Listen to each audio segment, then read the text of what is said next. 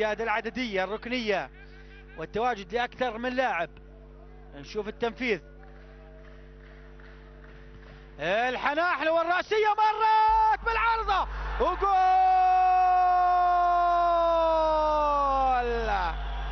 قصي أبو عالية وهدف التقدم للفيصلي. أبو عالية باتجاه الجمهور، جمهور الزعيم. فرحة مشروعة لجمهور الزعيم هنا في إربد.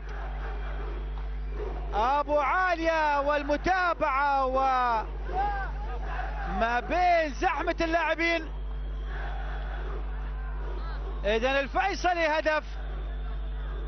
الشيخ حسين الأشياء بالتأكيد الركنية من الحناحل كانت مثالية وأكثر من رائعة.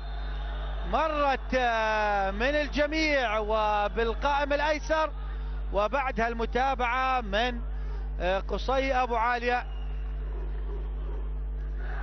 إذن بعد أكثر من ساعة من اللعب نشوف الإعادة. مرت من أبو الهيجة بالقائم الأيسر وقصي أبو عالية ما بين المدافعين يسجل هدف التقدم للفيصلي. الهدف الأول لقصي أبو عالية في بطولة الدوري.